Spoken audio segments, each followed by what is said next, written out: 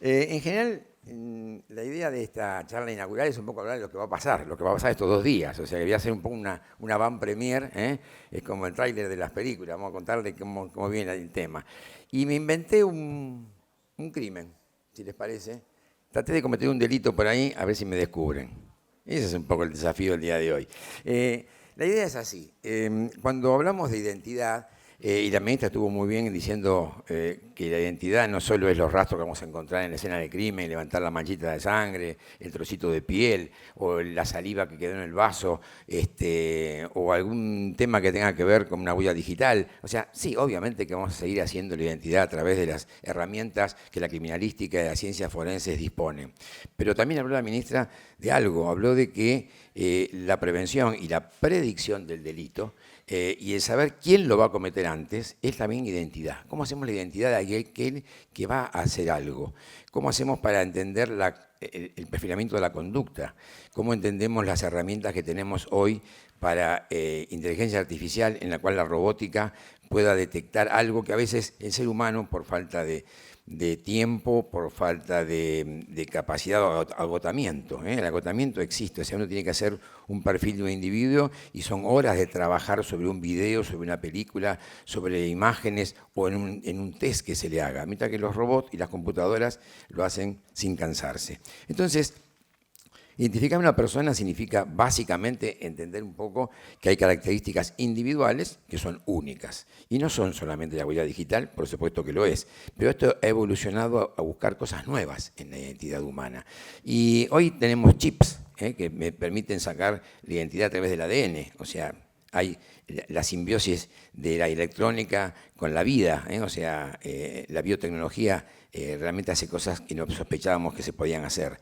Y grabar, por ejemplo, un chip serviría para ponérselo a una mascota, para poder rastrearla, a un auto, por si me lo roban, o a un individuo también, como hacen en México y otros países, a un chico o a una persona que puede estar sometida a una trata de blancas, a un delito, a una situación conflictiva. Así que las disciplinas que siempre hemos conocido y las hemos hablado muchas veces con la ciencia forense, que son la criminalística, la criminología y la medicina forense, que tenían como objetivo básicamente esto de, decime, ¿el delito se cometió? ¿Y quién lo cometió? Y si lo cometió y sabemos que es esa persona, ¿por qué hizo lo que hizo?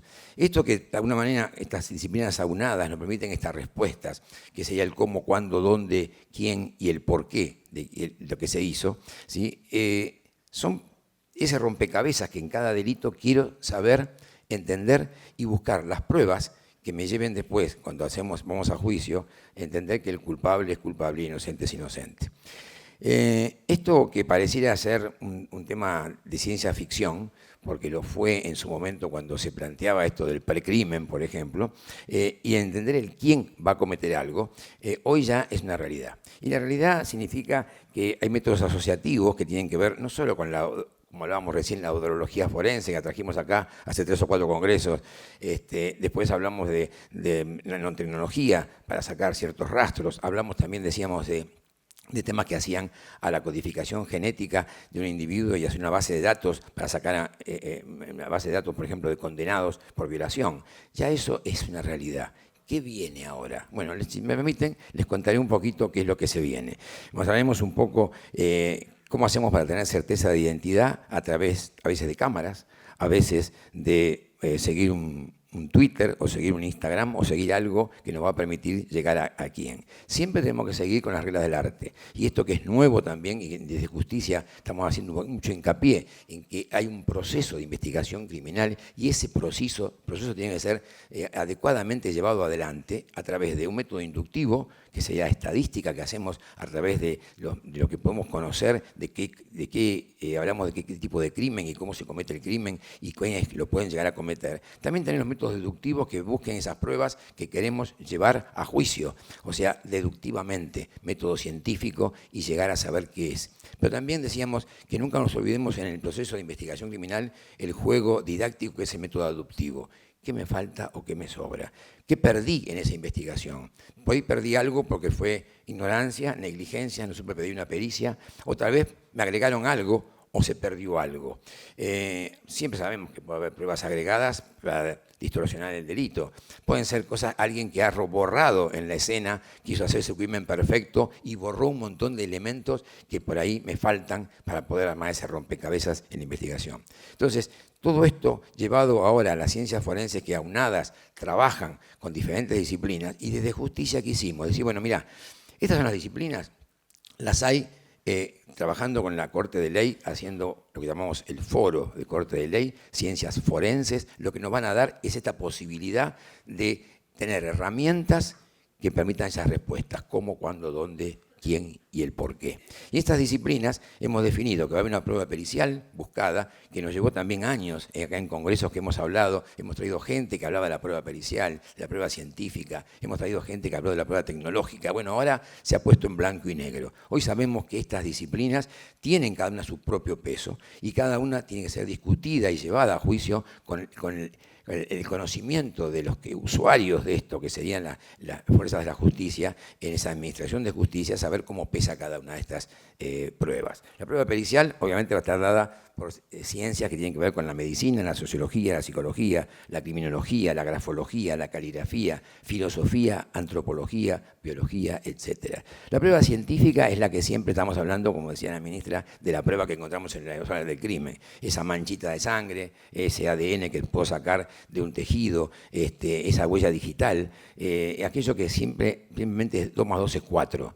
La prueba en accidentología, donde me dice, mira, frenó y acá está la marca de frenado y esto significa que iba a 125,2 kilómetros por hora.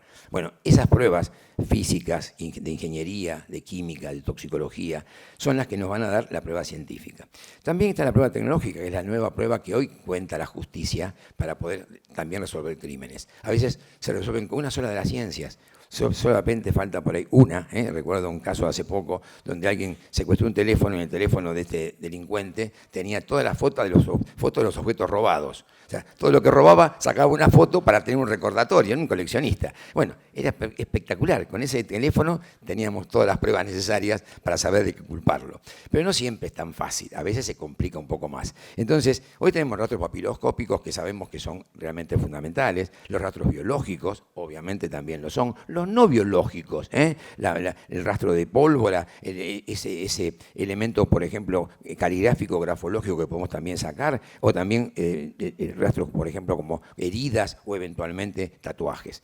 Tenemos la pericia médico-forense que nos va a decir, bueno, las lesiones de ese individuo, también nos va a decir el tiempo de muerte y otros elementos que también hacen a ese rompecabezas que tenemos que armar en la investigación de ese tipo de delito.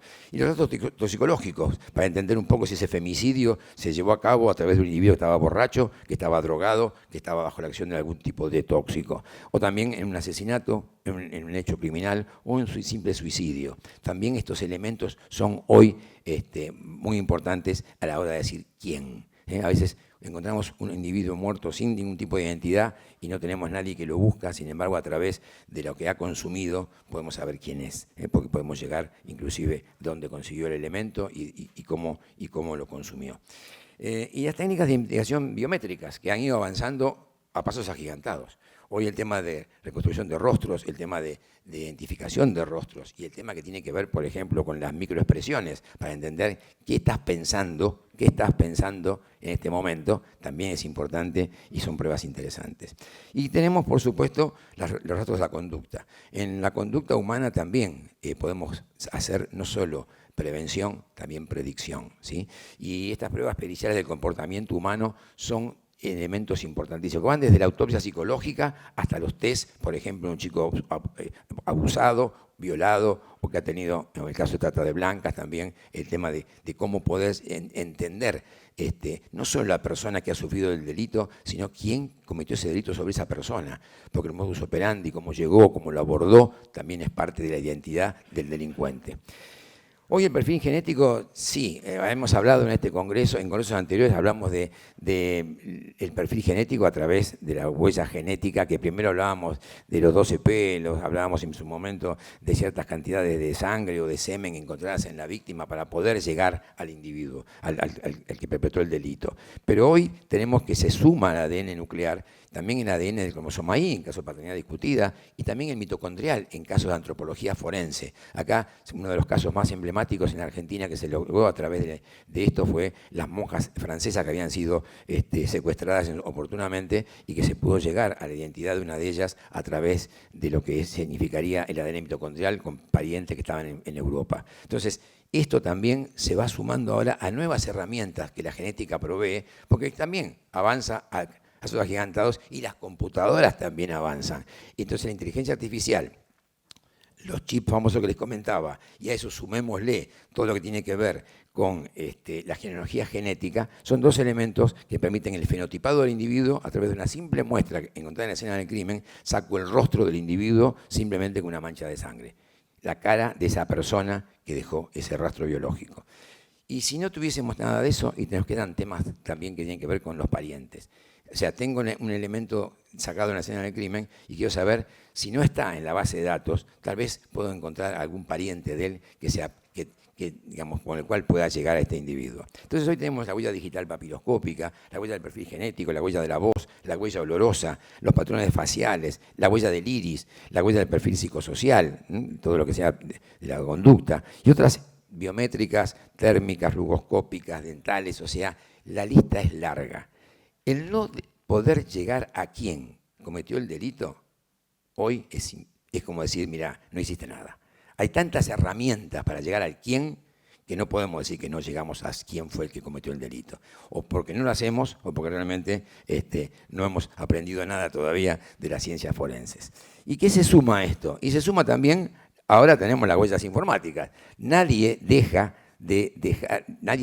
valga la redundancia, de dejar una huella informática por donde vamos, por donde nos movemos, día a día, minuto a minuto y yo diría segundo a segundo. Es maravilloso cuando uno ve, por ejemplo, un teléfono al cual se ha desencriptado y se le ha sacado la información, o inclusive pidiendo nada más que las celdas de ese teléfono ese está siendo registrado, que uno puede decir, mira, iba en subte, la línea A, y después se bajó en la estación tal, y de la estación tal fue caminando por Florida y llegó hasta la avenida Córdoba, ahí tomó un taxi. O sea, ¿se puede hacer eso? Sí, lo hacemos y funciona. Entonces, esto también, pero también puedo llegar al individuo por el me gusta que puso en internet o la foto que subió en Instagram. Entonces, este rastro que uno va dejando a través de cuando uno va caminando y dejando su huella informática, también es un tema a estudiar y poder saber al quién. Todo esto es lindo y todo se puede hacer ahora porque hay computadoras de alta velocidad, servidores impresionantes, está la nube y cuántas cosas más que nos permiten llegar a ver el comportamiento inclusive predictivo de alguien. Ya el año pasado hablábamos de que Nueva York y Londres tenían algo. Hoy agrego Buenos Aires.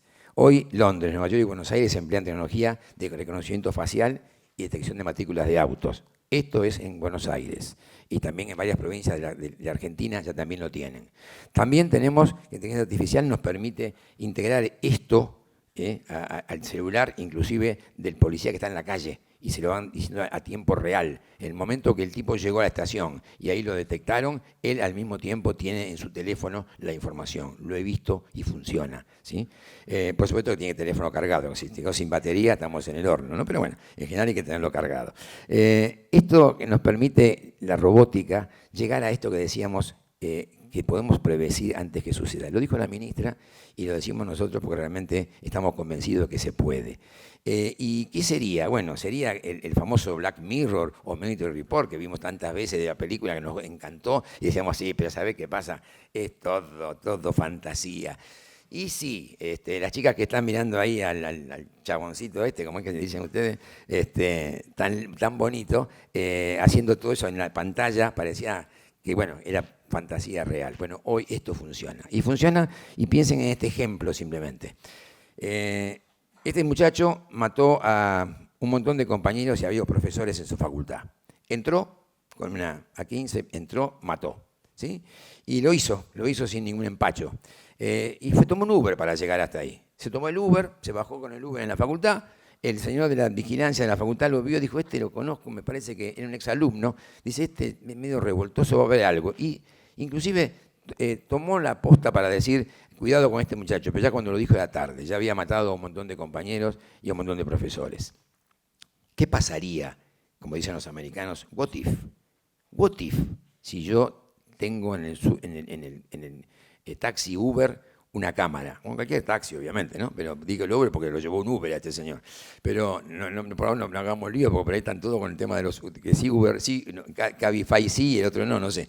Pero sin hacer este tipo de adquisiciones, si uno tiene una cámara y está filmando al pasajero, por seguridad del señor chofer, también para saber si esta cámara no solo detecta el rostro y sabemos quién es y lo identifica, porque está conectada por la nube a la policía, que está mirando, por ejemplo, o la computadora, que está mirando rostros en otro lado, pero también mira los rostros de un taxi, va a decir, ¿sabes qué? Este señor es tal señor y cuidado, tiene antecedentes. O ¿sabes qué? Si por ahí podemos ver las microexpresiones de ese individuo y la computadora dice, está nervioso por cometer un delito. Sí se puede saber, sí se puede saber. Entonces, estas microexpresiones del rostro que ya ahora funcionan, porque la computadora lo puede hacer. Yo siempre digo, yo tenía, y acá hay una colega que me va a recordar cuando le dábamos algunos videos de interrogatorios o de entrevistas a un psiquiatra forense que hacía este tipo de microexpresiones, nos decía, después de varias horas de mirar y se le caían los ojitos así, después de mirar horas el video, decía, mira, este es amigo de lo ajeno, este no, este estaba mintiendo, todo eso que lie to me se hace en las películas de estadounidenses, también funciona. Pero el señor, cuando miraba 15 videos, nos decía, basta, chicos, no me traigan más. Se me caen los ojos mirando los videos que ustedes traen. Hacen entrevistas de 1 hora y media, no sirve esto. Bueno, hoy ese cansancio la computadora no lo tiene. La computadora directamente no duerme nunca y puede mirar uno y otras expresiones de cada individuo y rápidamente, a una velocidad de segundos, decirme qué va a hacer. ¿Sí? Estos proyectos que ya en China funcionan, ¿sí? Que se detectan a través de millones de cámaras, son chinos, hablan de 1.400 millones de cámaras en una sola ciudad.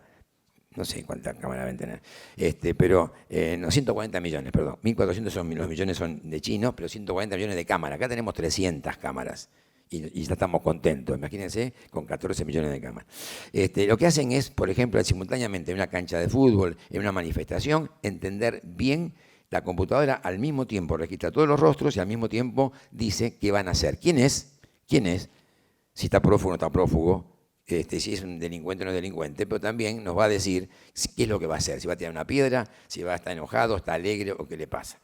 No, 172 millones de cámaras, me equivoqué. Eran unas cuantas más. 1.400 millones de habitantes, 132 millones de cámaras, reconocen las microexpresiones y también ya directamente lo hacen en la calle con anteojos. Las policías tienen anteojos que tienen cámaras en los anteojos, registran a las personas con la cámara por Bluetooth va al móvil y el móvil registra automáticamente, decide tenelo, que este señor estamos buscándolo hace tiempo. Esto se puede hacer con Big Data, inteligencia artificial, y esto funciona. En Buenos Aires, el 25 de abril, se puso en marcha este proyecto. No el de las microexpresiones, pero sí el de rostros. Y este sistema de reconocimiento facial, de que se implementó, ya tenemos 1.043 personas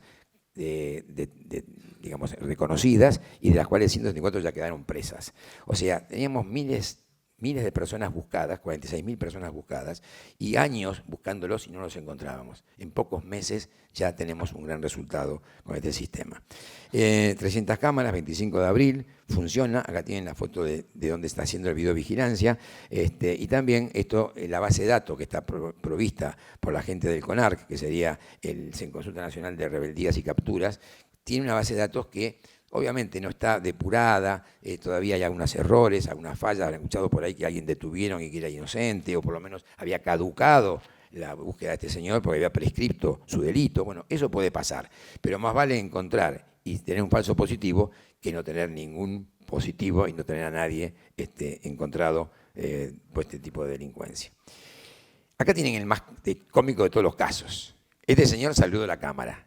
¿Sí? En la estación acá Bolívar del subte de Buenos Aires, el señor saludó a la cámara con mucha cancha, pero un policía o un investigador sería imposible que lo reconozca. Fíjense la foto del señor, nada que ver. Si ustedes lo miran ahí, yo no diría que es el mismo. La computadora dijo sí, es el mismo, y enseguida fue detenido en la misma estación, ni salió de la estación. ¿Sí? Era un homicida que estaba prófugo el año 2014. ¿Funciona? Funciona. Hoy con inteligencia artificial se hacen muchas investigaciones. También el tema de trata de blancas. Es una herramienta para conectar personas y grupos organizados de trata de blancas. Y también podemos sacar a hacer no solo digamos, la investigación y llegar a buen resultado, también se puede hacer prevención del delito. Piensen que ustedes que hubo en el 2016 alguien que fue detenido por ese tipo de delito a través del uso de tarjetas de crédito. Visa y Mastercard dijeron, yo no te voy a dar más tarjetas para, por ejemplo, ciertas transacciones que tienen que ver con sexo, otro tipo de servicios a la comunidad. Pero sí entró la criptomoneda en ese caso. Entonces ahora tenemos una nueva herramienta para poder llegar. Son cosas que vamos a ver en estos días, mañana y pasado. Estos temas se van a poder aclarar un poquito más, pero realmente ahí tienen otro elemento que llega al quién, ¿sí? Los algoritmos filtran similitudes de estilos de anuncios, o sea, no todos los anuncios de oferta de masajes, de sexos o lo que sea son delincuencia, algunos sí, no son trata de blancas, no todo tiene que ver con esto, pero sí en la computadora, una vez que hacen ciertos algoritmos que permiten entender cuál va a ser la transacción, va a entender si eso es no trata de blancas. Y luego de terminar las transacciones, con el blockchain se pueden llegar a ver los servicios que se hacen con la cartera de Bitcoin. El otro día nos asombramos cuando, no sé si ustedes vieron, yo vi la película Guasón, la vi el fin de semana, muy buena la película, está linda, se la recomiendo. No soy crítico de cine, pero bueno, pero quiero decirle que me gustó.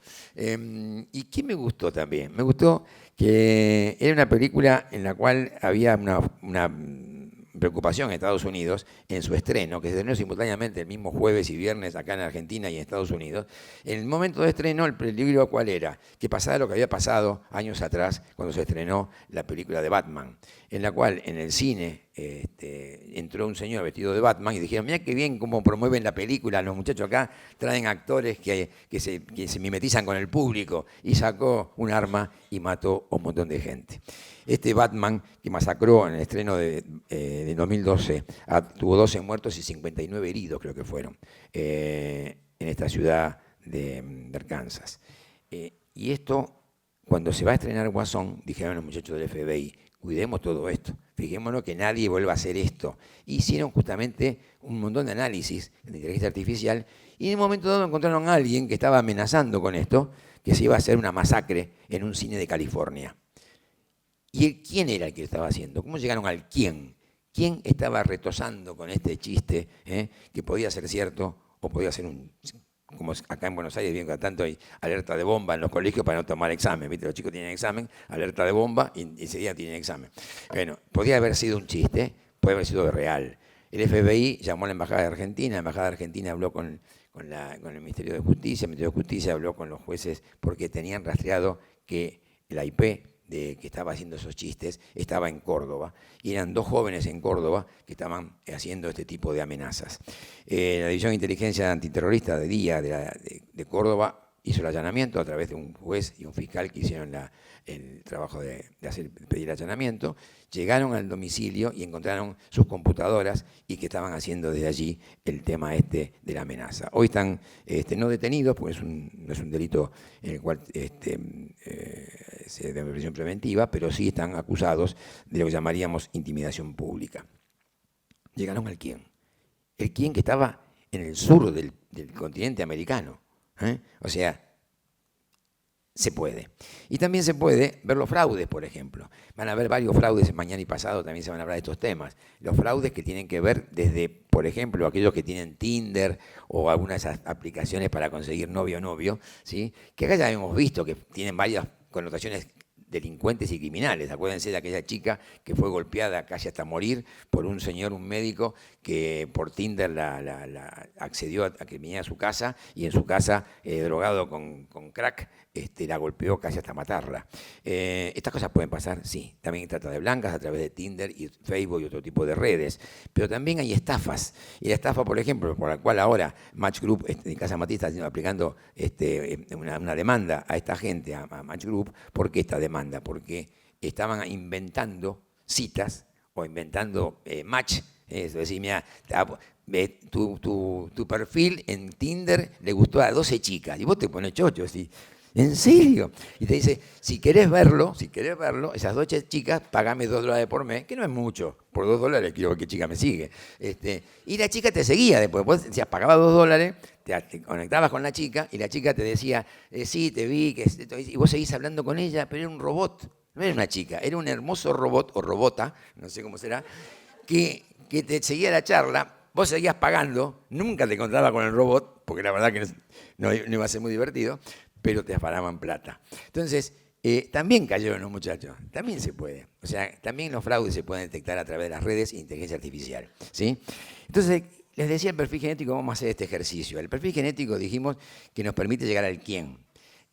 Y conocemos el perfil genético que teníamos básicamente, que los muchachos Watson y Crick en algún momento descubrieron, se consiguió un premio Nobel, dijeron encontramos el libro de la vida, y cuántas cosas hermosas se venían por los años 60 en adelante, hasta que en los años 80 un tal Jeffrey consigue el perfil genético de los marcadores no codificantes para poder llegar a la identidad de un individuo. Todo esto fue muy lindo, pero claro, el libro de la vida era mucho más complicado que simplemente una doble hélice que todos hablamos y nos llenamos la boca. Es más complicado que eso. Hay doble, triple, cuádruple, quíntuple hélice. La verdad que la cosa, hay desvíos y hay cosas que también nos faltan conocer todavía. Pero el ADN tiene todo. El ADN tiene la conducta, tiene el perfil genético, tiene cómo somos y tiene qué vamos a hacer también, ¿sí? Qué comemos y qué no comemos. La inteligencia está en la conducta, está en una serie de circunstancias que también pueden sacarse a través de un perfil genético.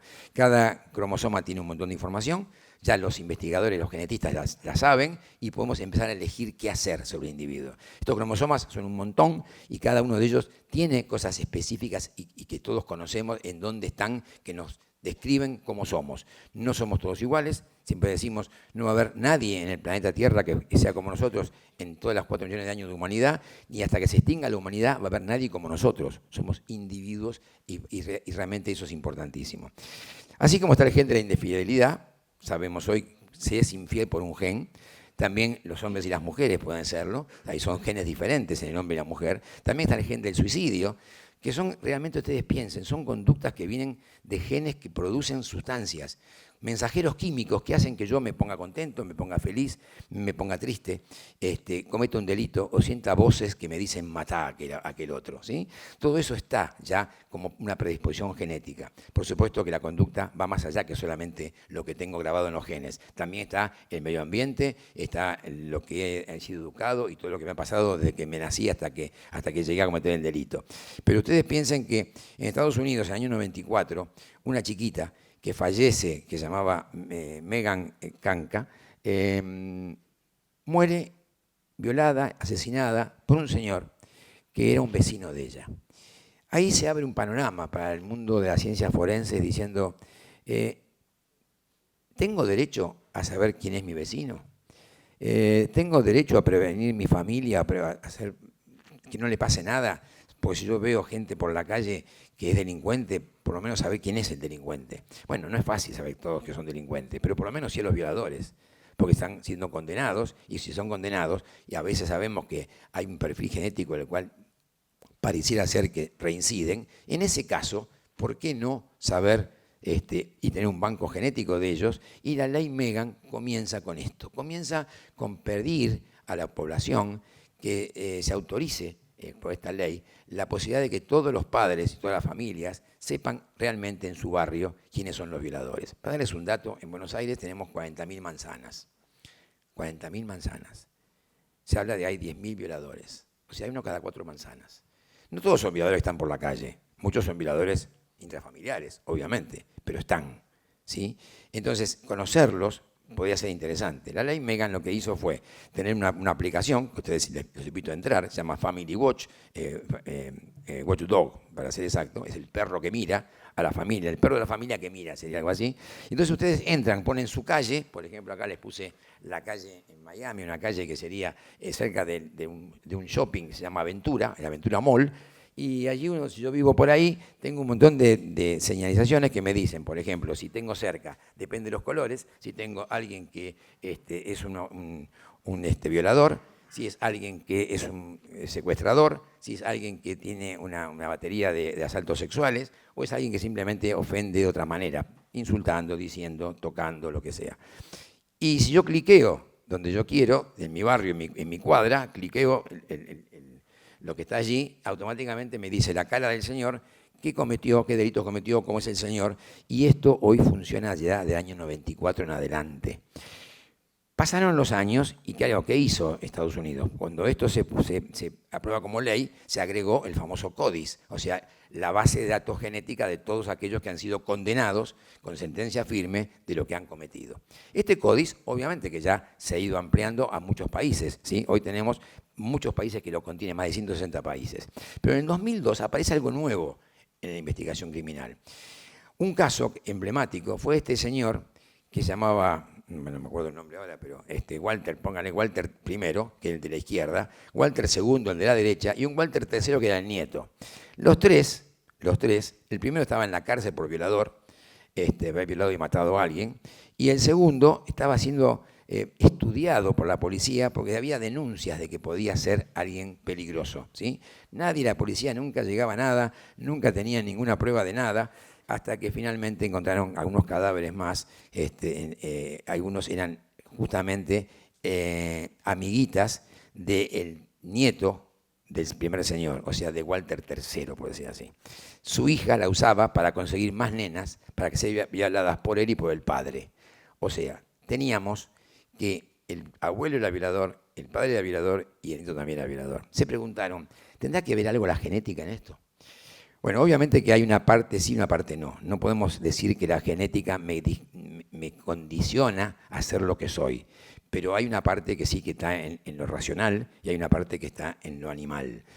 Bien, esto entonces, ¿cómo lo manejamos? Y bueno, el delito contra la integridad sexual hoy a través del CODIS, que se implementó en Argentina el año pasado, y ya está funcionando, y ya hay provincias que lo están llevando adelante, y algunas se adelantaron a hacer un paso adelante de lo que pide el CODIS, que es una serie de pruebas genéticas. Se habla de 20 marcadores, antes eran 13 marcadores, ahora son 20 marcadores que permiten llegar a la identidad del individuo entre 1 en 10.000 millones de habitantes. Somos 1 en 7.000 millones, somos 7.000 millones, así que estaríamos bien con este dato de 20 marcadores. Cuando sean más habitantes, veremos más marcadores. Inicialmente se habían usado 13 marcadores, luego ahora son los 20 que les muestro acá en esta transparencia. Los primeros 13 venían uno de cada cromosoma, marcadores que eran no codificantes, como siempre hablamos, o sea que no, desde el punto de vista discriminativo no había ningún problema. Si bien ahora se agregaron 3 más que evidentemente tienen algo que ver con una discriminación muy suave, como por ejemplo el efecto tiroideo y otras cosas de salud, pero permite también llegar a esto. Entonces, estos marcadores que permiten llegar a entender con una alta certeza, con un elemento encontrado en la escena del crimen o encontrado en la víctima y comparado, puesto en el CODIS automáticamente me va a decir si hay un match, si hay una coincidencia con algún delincuente ya condenado previamente a esto. En Argentina se está haciendo ahora el relevamiento, se están poniendo en práctica la base de datos que se está haciendo en cada provincia a través de laboratorios aprobados por el Ministerio de Justicia y de Seguridad, que han dicho, bueno, estos son los que nos van a hacer la base de datos a través de personas condenadas a las cuales se va a tomar la muestra. Y también de aquellos que han salido de la cárcel. Uno ya cumplieron condena, y están en su casa, y también los jueces y los fiscales van a pedir que saquen muestra de esta gente. Hoy estamos en un estatus muy importante, ya hemos avanzado muchísimo con esto, estábamos atrasados respecto al resto del mundo. Piensen que ya tenía Uruguay, Paraguay y Chile tenían esta base de datos ya casi conformada. Estaba conformada con menos marcadores, esto después un tema de análisis, pero las computadoras lo pueden hacer. O sea, a veces, si no tengo los 20 marcadores, obviamente que tengo menos resultados para poder comparar, pero igualmente machean con los diferentes países. Esto después se va a estar, obviamente, actualizando. Pero tenemos varios laboratorios que en la Argentina lo hacen, y Mendoza avanza con algo más. Y esto dio lugar a una reunión que se hizo hace poco en el Ministerio de Seguridad, en el cual se plantea la posibilidad de que no solo vayamos a hacer una base de datos solo de violadores condenados y con sentencia firme, sino también que se sume a eso otro tipo de imputados por otro tipo de delitos, e inclusive algunos que, por ejemplo, han cometido un robo o un asesinato y no ha sido una violación.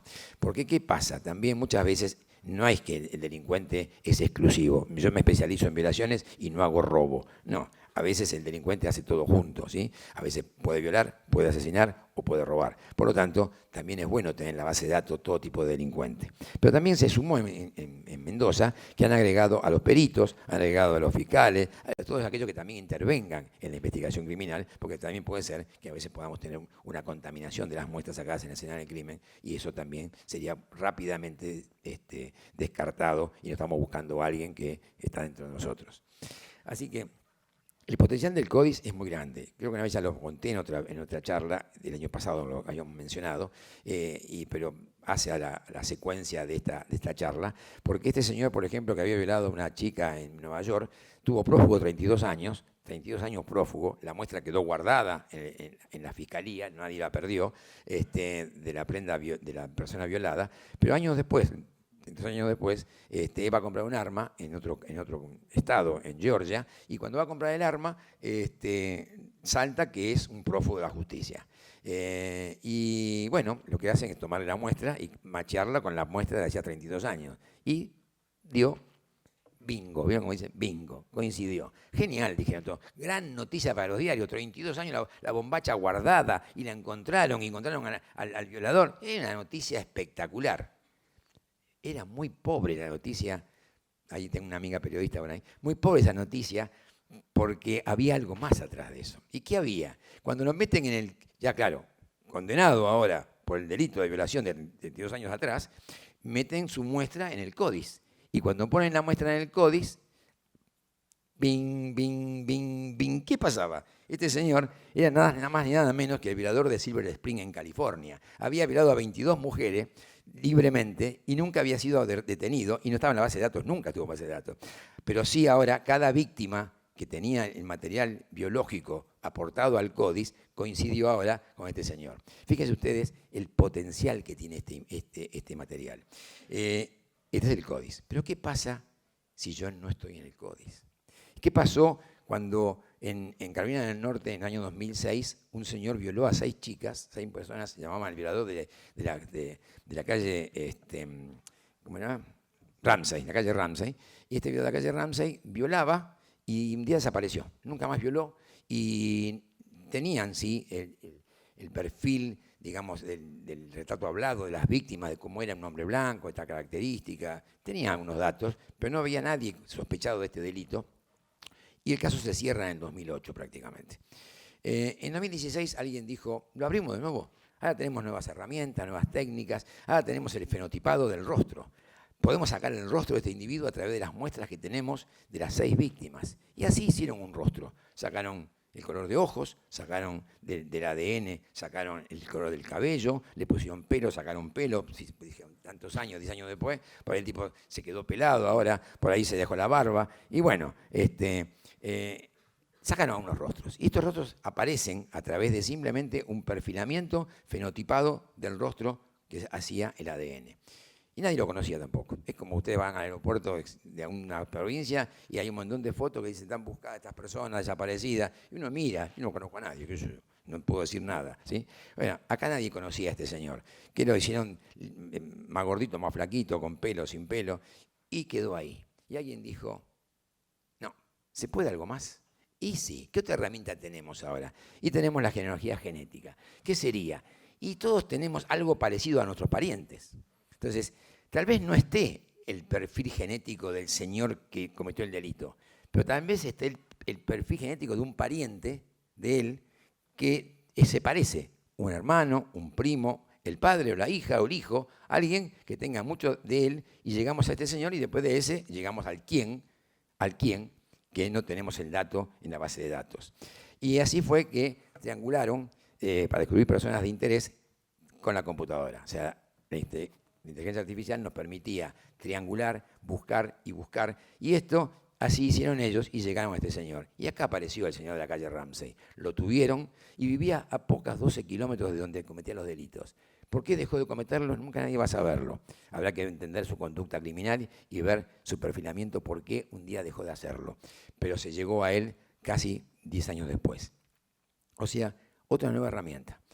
El fenotipado sería un elemento. Y ya con eso resolvieron un montón de casos en Estados Unidos, solamente con el fenotipado. Hay que probarlo, hay que tenerlo legislado, como dice la ministra, hay que tener todo bajo los temas que tengan que ver con los temas legales. Pero no sé si ustedes conocen, y acá vamos al juego que les quería proponer, no sé cómo andamos de tiempo, estamos bien, proponerles un juego. A ver, de descubrir a un delincuente que voy a ser yo, en este caso. Y el juego sería cómo hacer, ahí alguien hace muchos años propuso que todos podemos llegar a cualquier persona en el planeta con solo 6 contactos, en total 7. Esta teoría de los 6 grados de separación, ¿sí?, que se la propone un señor 1930, Chain, le decían los muchachos amigos, fue recogida años después, en 2003, por otro historiador que hizo un libro, Duncan Watts, que se llama Los 5 grados, y esto, dijeron, ¿funcionará? ¿Y quién lo pudo hacer? Y bueno, lo hizo Facebook, lo hizo Google, agarraron y empezaron a trabajar con las redes sociales a ver si esto funcionaba. Y en el 2011 dijeron, ¿sabés que sí? Funciona, anda. Y la hipótesis asegura que cualquier persona llegaría a cualquier persona del planeta, simplemente, yo digo acá, ¿quiénes tienen un pariente en Francia? Levanten la mano. Acá tenemos dos. ¿Quién tiene un pariente en España? 3, 4. En España. ¿Quién tiene un pariente en Estados Unidos? ¿Quién tiene un pariente en Perú? No hay nadie. ¿En Ecuador? Ahí ya tenemos uno. Bien. O sea, si yo quisiera llegar a alguien en algún lugar del mundo, conociendo a 100 personas, y ustedes conociendo a 100 personas, y cada uno a 100 personas, es matemática. Factorial de 7. Llegamos a todo el mundo. ¿Se puede? Sí, se puede. Entonces, Ancestry y otros se llaman MyHeritage y otros más, hay un montón de esto. No quiero hacer publicidad, por favor. Hice porque fue el que trabajé yo, que trabaja con lo que llamamos Single Nucleotide Polymorphism. Queda lindo. Polimorfismo de nucleótidos simples, nada más. Sería ciertos trozos de cadena de ADN en las cuales los parientes coinciden. ¿Sí? Entonces, en genealogía genética esto sería como hacer algo genealógico, más o menos. Bueno, hagamos algo genealógico. Supónganse que esta gente tiene, en este momento, esto es un dato real, tienen 3.6 mil millones de perfiles hechos ya. 3.6 mil millones, ¿se entiende, no? 107 millones de usuarios hay. Y hay 47 millones de árboles genealógicos ya también terminados. ¿Cuántos, no? ¿Cuánta gente que papa mosca con esto? No sé que se entretiene con estas cosas, pero están. Y a los criminalistas no sirve. ¿Cómo no nos va a servir? ¿Cómo no nos va a servir? Supónganse que yo fui hace unos días, y aquí tengo a alguien que me acompañó, bueno, yo lo acompañé a él, fuimos a Chipoleti, y él no se dio cuenta que yo cometí un delito. Para ir robé algo, ¿sí? Y después me volví, fui a dar un curso y me volví, ¿sí? Y quedó un rastro en Chipoleti de alguien que cometió un delito, pero no me conocen, no saben quién soy, pero quedó tal vez un vaso con saliva en algún lugar que yo tomé bebida. Recogen algunas células epiteliales, las multiplican y dicen, este señor, ¿quién será? Y bueno, no sé quién será, pero lo vamos a llamar el ignoto, como dicen los de Criminal Minds, ¿sí? ¿Se acuerdan? El ignoto, ¿dónde está? Y el ignoto, que en este caso soy yo, el ignoto se escapó de Cipolletti, se fue a otro lado. Pero nadie va a poder decir que no tiene estos genes. ¿Y qué genes tiene? Y tiene 87% de italiano, tiene 10% de francés, 2% de escocés y 1% de Cerdeña. Ese es mi perfil genético. ¿Yo lo sabía? No, pero los investigadores ya sí lo saben. Y supónganse que quiero saber de dónde vienen esos genes. Y genealogía genética dice, mira, ¿sabés dónde vienen estos genes de este ignoto? Vienen en 1750 en todo el sur de Italia. Y después, prácticamente en 1800, se fueron para Estados Unidos, los genes de él, de su familia. O sea que vas a encontrar parientes en donde, levantá la mano. Estados Unidos, levantan la mano. ¿Va a haber en Italia? Levantá la mano en Italia. ¿Va a haber en Cerdeña? Sí. ¿Va a haber en Francia? También va a haber en Francia. ¿Sí? Porque ahí vienen mis genes.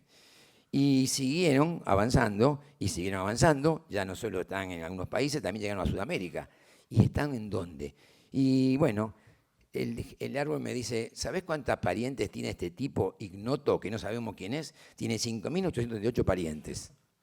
Y de esos parientes, bien parientito cerca, ¿sí? O sea, como se llama, bien cercano, menos de cuarto primo, 180. Ah, bien. Y ahí están, me aparecen a la derecha quiénes son cada uno de ellos, nombre, apellido, dónde están.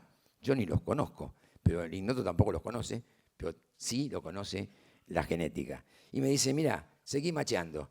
Mira, en Italia tiene una prima cuarta, tiene otra que está por allá. O sea, ya podemos empezar a rastrear a este ignoto a través de la genética. Y ¿sabes qué? Vamos un poco, yo no quiero ir a Italia, porque por ahí ni me conocen, pero vamos a América. Y en América tengo 2 parientes en Estados Unidos del lado oeste y 8 en Nueva York, del lado este 8 y 2 del lado oeste. ¿Y qué más? Y hay en Buenos Aires 3. Ah, mira vos. Podemos acercarnos más y fíjense a la derecha el mapa que lo hace la computadora. Ni los muchachos genetistas lo hacen esto, ¿eh? Lo hace solamente inteligencia artificial. Dicen, sí, acá hay una persona que vive en Buenos Aires y que es close, cercano a este señor. ¿Y cuánto tiene? Tiene 3.443 centimorgans de similitud. ¿Y qué puede ser? Y mira, cuánta cantidad de genes es la hija. Ya está, llegaron a mí. ¿Sí? O sea, hoy el presente, casi el futuro de la criminalística, tiene muchas herramientas para investigar. El no se puede es como decir, el crimen perfecto existe. Existe a medida que no investiguemos las cosas como tenemos que hacer. Las herramientas son muchas y básicamente lo que tenemos que pensar es en que esto hay que buscar el detalle. El detalle es entender que cada cosita bien estudiada nos lleva a la excelencia. Si no, terminamos haciendo una investigación científica del delito muy mediocre.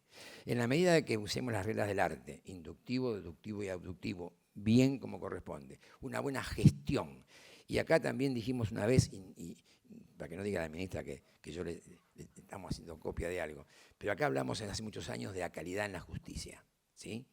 Y hoy hay un departamento de calidad en la justicia que está resolviendo gestiones en muchos juzgados del país, haciendo ISO 9000 y una buena gestión de administración de justicia. O sea, que funciona también a través de no solo la calidad. Y la calidad es parte de esto que decíamos, en todo hecho hay una investigación para una verdad, y ese proceso de investigación, ese proceso tiene que ver con el primer interventor. Acá hay jóvenes, futuros policías, cadetes, hay policías, hay gente que dice, esta es la primera persona que llega a la escena del crimen. Hay mucho por hacer allí. La escena del crimen puede ser una habitación, puede ser un papel, puede ser una computadora, puede ser un teléfono. La escena del crimen hay que ser amplio en esto.